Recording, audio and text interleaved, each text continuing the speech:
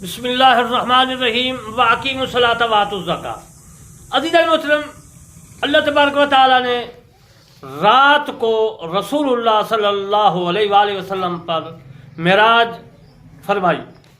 رسول اللہ صلی اللہ علیہ وآلہ وسلم پر 5 نمازیں فرض فرمائی گئیں۔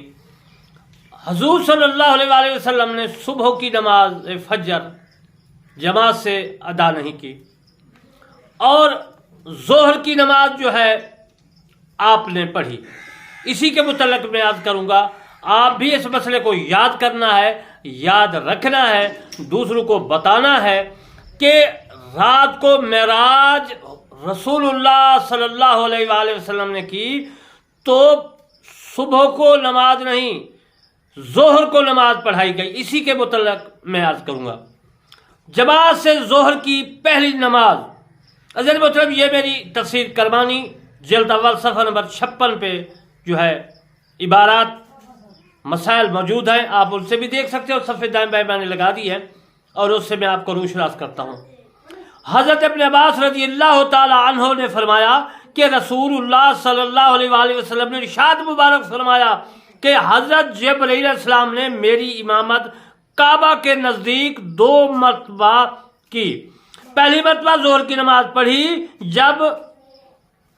جب ہر چیز کا سایہ مثل نالین کے تسمہ کے برابر، پھر عصر پڑھی تو اس وقت ہر چیز کا سایہ تھا اس کے برابر، اور پھر مغرب پڑھی تو اس وقت سورج ڈوب رہا تھا، اور جو ہے روزہ داروں نے روزہ افطار کیا۔ ثم صلی العشاء، پھر عشاء پڑھی جب شفق غائب ہو گئی۔ دوسرے دن صبح کی نماز پڑھی تو اس وقت صبح صادق ظاہر ہوئی، اور روزہ داروں پر کھانا حرام ہوا، اور جب یعنی سحری کا وقت ختم ہو گیا، اور جب دوسری مرتبہ ظہر پڑھی تو ہر چیز کا سایہ اس کے برابر ہو گیا۔ جس وقت عصر پڑھی تھی کل کے یہ دن پھر عصر پڑھی جب ہر چیز کا سایہ دگنا ہوا، پھر مغرب پڑھی پہلے دن کے وقت پر، عشاء پڑھی جب گزر گئی تہائی رات، پھر صبح پڑھی جب زمین پر اجالا ہو گیا، روشنی ہو گئی زمین پر۔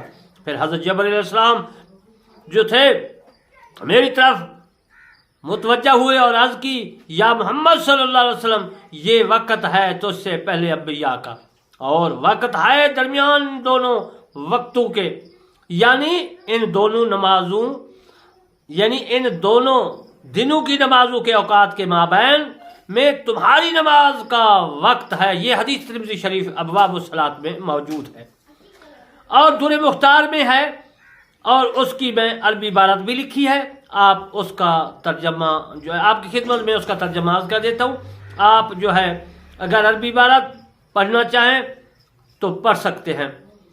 عزیز محترم دوستو بزرگوں، اور امام محمد بن حسن شیبانی کتاب جامع الصغیر میں ظہر کو پہلے لکھا ہے، اس لیے کہ ہم تو جو نمازیں ہیں ہم صبح کی نماز سے شروع ابتدا کرتے ہیں۔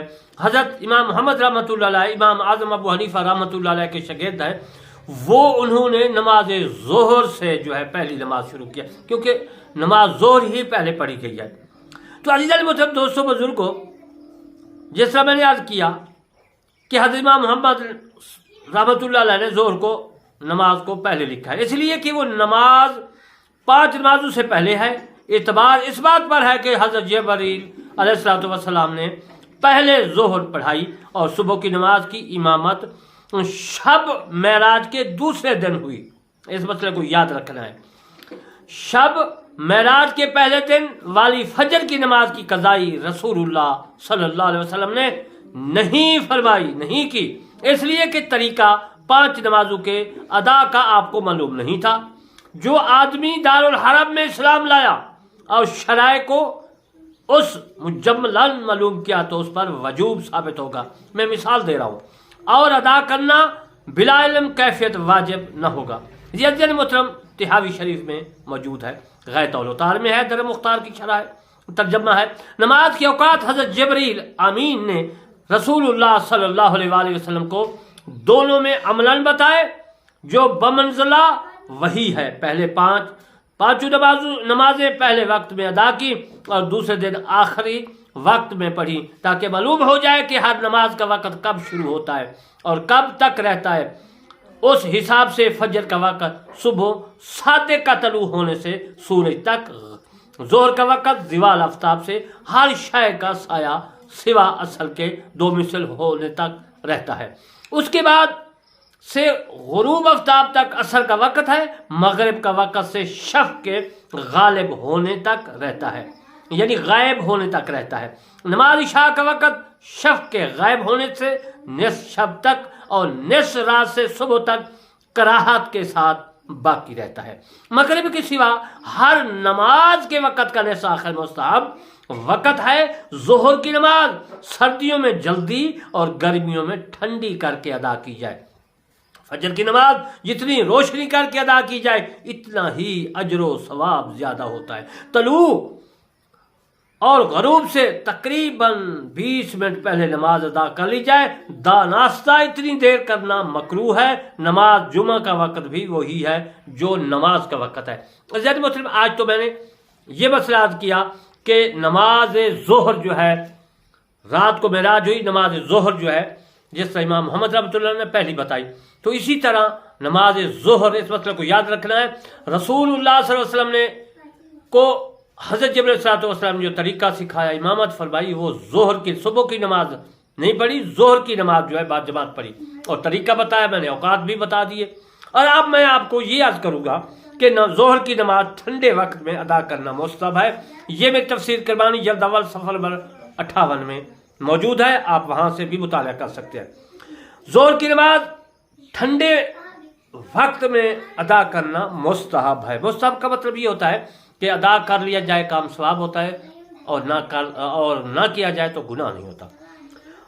हज़रत अबू हुरैरा रज़ियल्लाहु ताला अन्हु, बुखारी शरीफ की है, किताबों को जो है मवाक़ितु सलात में है कि अब्दुल्ला बिन उमर रज़ियल्लाहु ताला अन्हु जो है दोनों ने सालिया बिन कीसान से शेख से बयान किया, रसूलुल्लाह सल्लल्लाहु अलैहि वसल्लम ने इरशाद मुबारक फरमाया कि जिस वक़्त गर्मी की शिद्दत तेज़ हो तो नमाज को ठंडा करके पढ़ो, इसलिए कि गर्मी की शिद्दत जहन्नम की लिपट से है।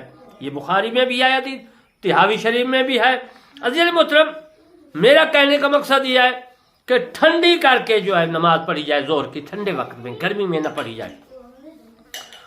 और इसके बाद बुखारी शरीफ में हदीस मौजूद है कि हज़रत अबू ज़र गफ़ारी रज़ियल्लाहु ताला अन्हु रिवायत करते हैं कि नबी करीम सल्लल्लाहु अलैहि वसल्लम के मुअज़्ज़िन हज़रत बिलाल रज़ियल्लाहु ताला अन्हु ज़ोहर की अज़ान देने लगे।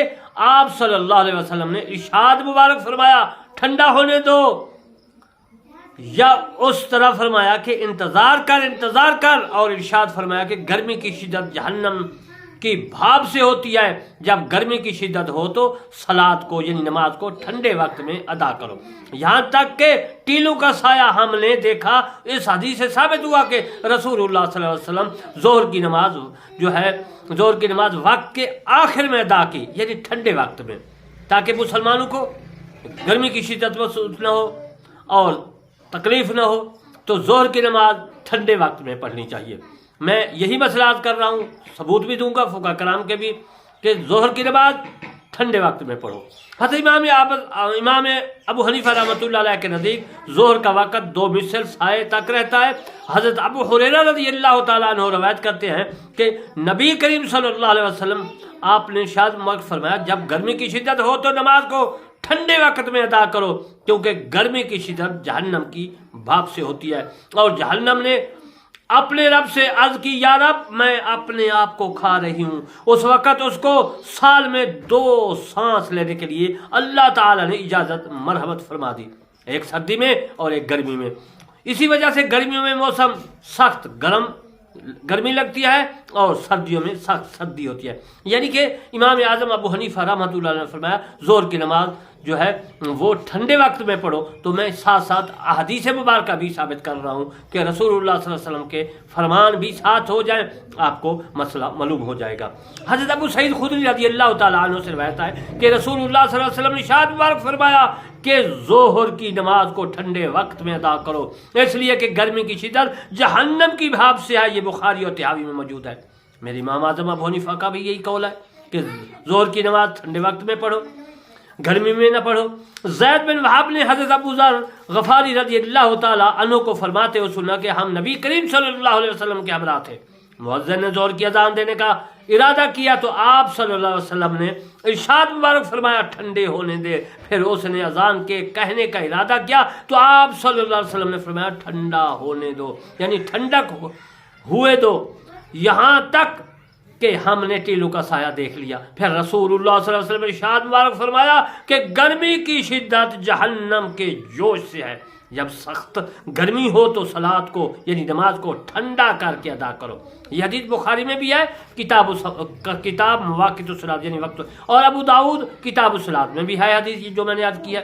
حضرت انس رضی اللہ تعالیٰ عنہ کا بیان ہے کہ جب گرمی کی شدت ہوتی تھی تو رسول اللہ صلی اللہ علیہ وسلم ظہر کی نماز ٹھنڈی کر کے ادا کرتے تھے، اور جب سردی ہوتی تھی تو جلدی ادا کر لیتے تھے۔ یہ نسائی میں بھی حدیث موجود ہے اور تحاوی میں بھی عزیزان محترم حدیث موجود ہے، اور حدیثوں کی عربی عبارت جو ہے تحاوی کی باقی بھی میں نے ساتھ لگا دی ہے، لیکن اردو ترجمہ کروں گا۔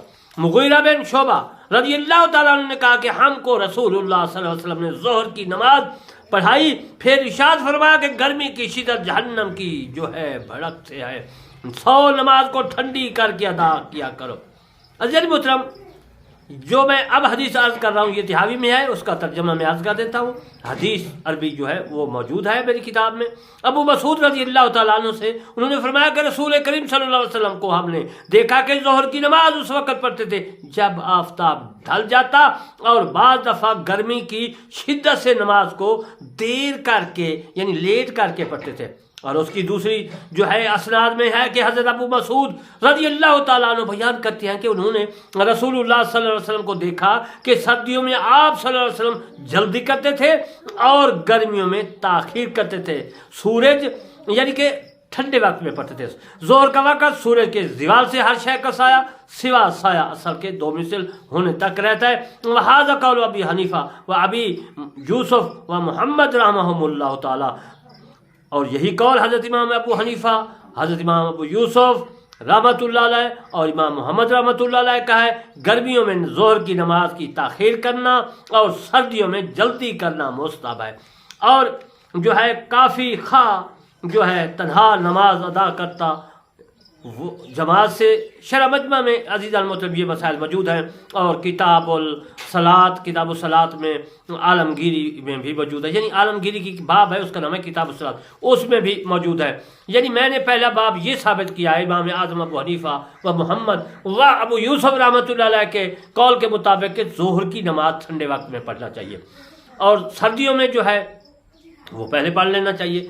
اور اس کے بعد رسول اللہ صلی اللہ علیہ وسلم کی حدیث مبارکہ جو تھی وہ بھی میں ساتھ جو ہے پڑھی ہیں، تاکہ امام اعظم ابو حنیفہ کا قول اور حدیث کا برابر ہو جائے۔ جن حدیثوں سے آپ نے خذ کر کے اپنا قول لکھا ہے آپ کے دونوں شاگردوں نے اور امام محمد رحمۃ اللہ علیہ، حضرت امام اعظم ابو حنیفہ رحمۃ اللہ علیہ، وہ میں نے پیش کر دی ہے۔ اب میں آپ کو عرض کروں گا کہ ظہر کی نماز سورج کے زوال کے وقت میں پڑھنی چاہیے، یعنی ظہر کی نماز جو ہے وہ جلدی پڑھنی چاہیے۔ اب یہ ثبوت پہلے ہے کہ تاخیر سے ٹھنڈا وقت ہو جائے گرمیوں میں پڑھنی چاہیے۔ اب میں عرض کروں گا کہ ظہر کی نماز جو ہے جلدی پڑھنی چاہیے، گرم وقت میں پڑھنی چاہیے، اور حدیث سے ثابت کروں گا۔ عزیز محترم دوستو بزرگوں، کہ حضرت انس بن مالک رضی اللہ تعالیٰ عنہ فرمایا کرتے ہیں کہ رسول اللہ صلی اللہ علیہ وسلم آفتاب ڈھلے یعنی سورج کے زوال کے وقت تشریف لائے اور نماز ظہر پڑھائی۔ یہ تحاوی میں حدیث موجود ہے۔ اور حضرت ابو ذر غفاری حضرت ابو ذر رضی اللہ تعالیٰ عنہ فرماتے ہیں کہ رسول اللہ صلی اللہ علیہ وسلم ویصلی الظہر، یعنی عربی عبارت لگی ہوئی ہیں، میں بخاری شریف کی ہے، میں اس کا ترجمہ کر دیتا ہوں۔ ظہر کی نماز اس وقت پڑھاتے جب آفتاب ڈھل جاتا، یعنی گرمی کے موسم میں۔ بخاری شریف میں حدیث موجود ہے۔ اب دوسری بخاری کی حدیث عرض کرتا ہوں۔ حضرت انس بن مالک رضی اللہ تعالیٰ عنہ انہوں نے کہا کہ ہم جب رسول اللہ صلی اللہ علیہ وسلم کے پیچھے جو ہے دوپہر کو نماز ظہر ادا کرتے تو گرمی سے جو ہے بچنے کے لیے اپنے کپڑوں پر سجدہ کرتے، یعنی گرمی میں نماز ظہر پڑھتے۔ اب ابو داؤد اور تحاوی میں حدیث موجود ہے، وہ میں عرض کرتا ہوں۔ محمد بن عمر بن حسن سے فرماتے ہیں کہ میں نے حضرت جابر بن عبداللہ رضی اللہ تعالیٰ عنہ سے عرض کی کہ آپ نے فرمایا کہ رسول اللہ صلی اللہ علیہ وسلم ظہر کی نماز سورج ڈھلے پڑھا کرتے تھے۔ حضرت جابر بن عبداللہ رضی اللہ تعالیٰ عنہ نے فرمایا کہ میں ظہر کی نماز رسول اللہ صلی اللہ علیہ وسلم کے ساتھ پڑھتا تو آپ ایک مٹھی کنکریاں لے لیتے تاکہ میرے ہاتھ میں ٹھنڈی ہو جائے، تاکہ گرمی کی تپش کی وجہ سے ان پر اپنی پیشانی رکھ کر سیدھا کر سکوں۔ یہ حدیث ابو داؤد میں ہے۔ اس حدیث سے ثابت ہوتا ہے کہ جو ہے ظہر کی نماز جلدی پڑھنی چاہیے۔ ابو داؤد میں بھی ہے، کتاب الصلاۃ طحاوی میں بھی ہے۔ حضرت خباب رضی اللہ تعالیٰ عنہ سے کہ ہم نے رسول اللہ صلی اللہ علیہ وسلم کی خدمت میں نماز ظہر کے متعلق جو ہے سورج کی تپش کی شکایت کی، یعنی ہم نے کہا کہ عرض کی کہ ظہر ٹھنڈے وقت میں پڑھو، تو آپ صلی اللہ علیہ وسلم نے ہماری شکایت نہیں مانی۔ یہ طحاوی میں حدیث موجود ہے۔ حضرت ابو اسحاق روایت کرتے ہیں کہ رسول اللہ صلی اللہ علیہ وسلم نماز ظہر میں جو ہے تعجیل یعنی جلدی کرتے تھے، اس لیے کہ لوگوں پر سورج کی تپش سخت ہوئی تھی۔ طحاوی میں حدیث موجود ہے جو میں نے عرض کیا ہے، عربی عبارت بھی ہے میری تفسیر جلد اول میں۔ حضرت عائشہ صدیقہ رضی اللہ تعالیٰ عنہا فرماتی ہیں کہ میں نے رسول اللہ صلی اللہ علیہ وسلم سے زیادہ نماز ظہر میں جلدی کرنے والا کسی کو نہیں دیکھا۔ حضرت بی بی عائشہ صدیقہ رضی اللہ تعالیٰ عنہ نے اپنے والد ماجد حضرت ابو بکر صدیق رضی اللہ تعالیٰ عنہ اور حضرت عمر رضی اللہ تعالیٰ عنہ کو بھی مستثنا نہیں کیا۔ طحاوی شریف میں حدیث موجود ہے۔ حضرت ابو ہریرہ رضی اللہ تعالیٰ عنہ کو فرماتے سنا کہ رسول کریم صلی اللہ علیہ وسلم دوپہر کی نماز یعنی ظہر کی نماز کے بارے میں عرض کر رہا ہوں، دوپہر کی نماز جس کو تم لوگ نماز ظہر کہتے ہو سورج ڈھلے پڑھایا کرتے تھے، یعنی پڑھا کرتے تھے۔ طحاوی میں حدیث موجود ہے۔ حضرت انس بن مالک رضی اللہ تعالیٰ عنہ کو فرماتے سنا کہ رسول اللہ علیہ وسلم جب کسی جگہ اترتے تو نماز کا اثر جو ہے نماز جس وقت آپ اترتے کوئی بھی نماز یعنی کہ جس وقت آپ کسی سفر میں تھے یا جس جگہ بھی تھے تو آپ جب تک ظہر کی نماز نہ پڑھتے کوچ نہیں کرتے تھے، یعنی سفر میں نماز ظہر مدینہ پاک میں یا جب بھی مدینہ پاک میں ہوتے ظہر کی نماز پڑھتے اور اس کے بعد سفر میں چلے جاتے۔ ایک آدمی نے کہا کہ اگرچہ نصف النہار کا وقت ہوتا تو فرمایا اگرچہ نصف النہار کا وقت ہوتا۔ طحاوی شریف میں یہ حدیث موجود ہے اور میری تفسیر کرمانی جلد اول صفحہ نمبر 59 میں بھی موجود ہے۔ حضرت عبداللہ بن مسعود رضی اللہ تعالیٰ عنہ نے فرمایا کہ ظہر کی نماز کا اثر تاخیر سے پڑھنا مستحب ہے، گرمیوں میں اندازہ 3 سے 5 قدم تک اور سردیوں میں 5 سے 7 قدم تک۔ ابو داؤد میں یہ حدیث موجود ہے۔ مطلب پھر میں عرض کر دیتا ہوں کہ طحاوی میں حدیث موجود ہے کہ حضرت عبداللہ بن مسعود رضی اللہ تعالیٰ عنہ نے فرمایا کہ ظہر کی نماز کا اثر تاخیر سے پڑھنا جو ہے مستحب ہے، گرمیوں میں اندازہ 3 سے 5 قدم تک اور سردیوں میں 5 سے 7 قدم تک۔ مطلب یہ حدیث موجود ہے ابو داؤد کتاب الصلاۃ میں۔ اب میں آپ کو نماز اثر تاخیر سے پڑھنا مستحب ہے اس کے متعلق عرض کرتا ہوں۔ پہلے میں نے ظہر کو جو ہے ٹھنڈے وقت میں عرض کیا اور اس کے بعد دوسرا مسئلہ میں نے ظہر کی نماز کو تاخیر نہیں فرمائی کی بلکہ کہا کہ جلدی پڑھو۔ آپ کو دونوں مسئلے میں نے عرض کیا ہے۔ ظہر کو ایک جماعت جو ہے ٹھنڈے وقت میں پڑھتی ہے، دوسری گرم وقت میں۔ ادھر بھی حدیثیں ہیں ٹھنڈے وقت والی اور گرم وقت میں پڑھنے کی، وہ بھی جہاں بھی حدیث ہے۔ آپ نے میری تقریر سنی اور آپ کو اندازہ اور معلوم اور علم جو ہے آپ کو تک پہنچ گیا۔ اب میں عزیز المطلب نماز اثر کے تاخیر سے پڑھنا مستحب ہے کے بارے میں عرض کرتا ہوں۔ میں انشاءاللہ حدیث مبارکہ سے آپ کو ثابت کروں گا کہ جو ہے نماز اثر جو ہے وہ تاخیر سے دیر سے پڑھنی چاہیے، اور اس کے بعد جو ہے میں آپ کو حدیث مبارکہ سے جو ہے روشناس کروں گا کہ یہ جائز ہے۔ حدیث میرے جو تفسیر کرمانی ہے اس کی تفسیر صفحہ نمبر 60 پر جو ہے میں جلد اول میں وہ میں عرض کر رہا ہوں، اس میں طحاوی شریف کی جو ہے حدیث میں اس کا ترجمہ عرض کر رہا ہوں، عربی بھی ساتھ لگی ہوئی ہے۔ حضرت ابو جو ہے ابو الوردی رضی اللہ تعالیٰ نے فرمایا کہ نبی کریم صلی اللہ علیہ وآلہ وسلم نبی کریم کے ہمراہ اور مدینہ منورہ میں نماز اثر ادا کرتا تھا، پھر نماز ادا کر کے جو ہے ذوالحلیفہ آتا تھا سورج غروب ہونے سے پہلے اور شجرہ ذوالحلیفہ مدینہ سے 2 فرسنگ کی مسافت پر واقع ہے۔ یعنی مطلب جب میں نے عمرہ کیا تو میں نے بھی وہاں گیا، اور جب مکہ سے مدینہ آیا دوبارہ میں مدینہ مکہ پاک جانے لگا تو میں نے ذوالحلیفہ پر احرام باندھا، وہاں زیارت بھی فرمائی اس جگہ کی۔ اس جگہ مدینہ پاک سے جو ذوالحلیفہ ہے میں اس کے بارے میں یاد کر رہا ہوں کہ مدینہ پاک سے 2 فرسنگ کی مسافت پر واقع ذوالحلیفہ ہے۔ عزیز محترم، اب میں آپ کو ایک اور حدیث یاد کرتا ہوں، طحاوی شریف کیا ہے۔ حضرت ابو الورا رضی اللہ تعالیٰ عنہ نے کہا کہ میں نماز اثر نبی کریم صلی اللہ علیہ وسلم کے ساتھ ادا کیا کرتا تھا اور پھر چل کر ذوالحلیفہ جو ہے پہنچ جاتا تھا سورج غروب ہونے سے قبل، یعنی پہلے۔ تو اس حدیث سے ثابت ہوا کہ رسول اللہ علیہ وسلم تاخیر نماز اثر میں کرتے تھے۔ اب طحاوی شریف کی میں دوسری یاد کر رہا ہوں ایک اور حدیث کہ بشیر بن ابی مسعود رضی اللہ تعالیٰ عنہ بیان کرتے ہیں کہ اپنے والد کے کہا کہ رسول اللہ صلی اللہ علیہ وسلم ایسے وقت نماز پڑھتے تھے کہ سورج سفید اور اونچا ہوتا تھا اور نماز کا فارغ ہو کر جانے والا 6 میل کے فاصلہ ذوالحلیفہ تک پہنچ سکتا تھا، یعنی کہ مدینہ پاک سے ذوالحلیفہ 6 میل ہے۔ اس حدیث پاک سے ثابت ہوا سورج ڈوبنے سے پہلے تھے۔ اور اس کے بعد طحاوی نے ایک اور حدیث لگائی ہے، میں نے اپنی تفسیر کرمانی میں لکھی ہے صفحہ نمبر 60 پہ۔ اس میں یہ ہے کہ حضرت انس رضی اللہ تعالیٰ عنہ سے روایت ہے کہ نماز عصر ایسے وقت میں ادا کرتے تھے کہ سورج سفید اور اونچا ہوتا تھا۔ حضرت انس رضی اللہ تعالیٰ عنہ فرماتے ہیں، یہ حدیث طحاوی شریف میں موجود ہے، آپ سے نمازوں کے اوقات پوچھے گئے تو نماز عصر کے متعلق فرمایا ہے کہ رسول اللہ صلی اللہ علیہ وسلم تمہاری ان دونوں نمازوں کے درمیان ادا کیا کرتے تھے۔ دوستو بزرگوں، ابو قلابہ جو ہے روایت کرتے ہیں کہ فرماتے ہیں کہ نماز عصر کا نام عصر تعصر یعنی تاخر کی وجہ سے کہا گیا ہے، یعنی میں نے لغات کے معنی آپ کو عرض کیے تاکہ آپ کو عصر کا معنی بھی پتہ چل جائے۔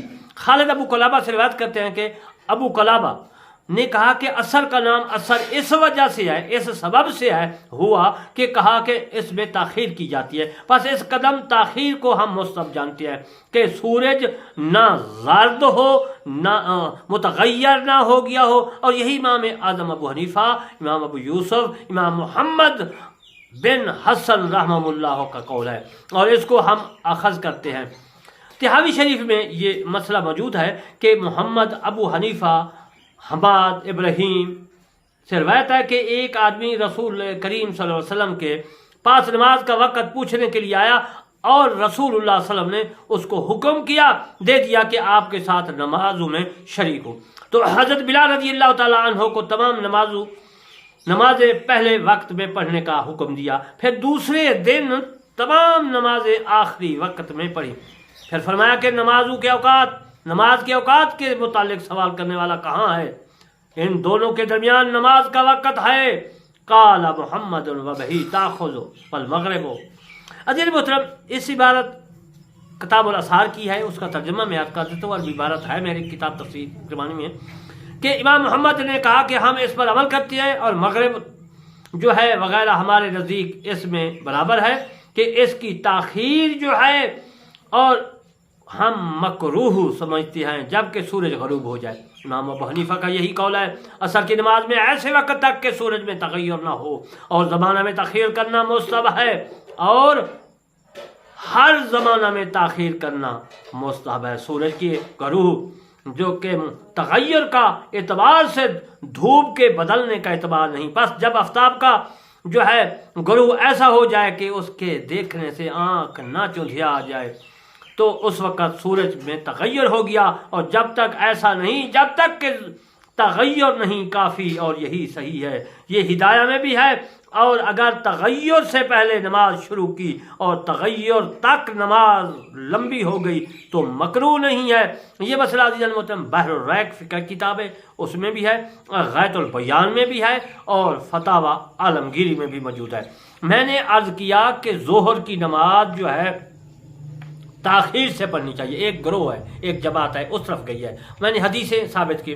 اب میں آپ کو یہ عرض کروں گا کہ نماز عصر کو جلدی پڑھنا چاہیے۔ پہلے میں نے عرض کیا نماز عصر کو دیر کر کے پڑھنا چاہیے، اب میں عرض کروں گا کہ نماز کو جلدی پڑھنا، جن کے دو گروہ، ایک عمل کرتا ہے نماز عصر کو کہ وہ لیٹ کر کے پڑھے، دیر کر کے، دوسرا پڑھتا ہے جلدی۔ اب میں عرض کر کے امام اعظم ابو حنیفہ رحمۃ اللہ قول اور اس کے شاگردوں کہ نماز عصر جو ہے تاخیر سے پڑھنی چاہیے۔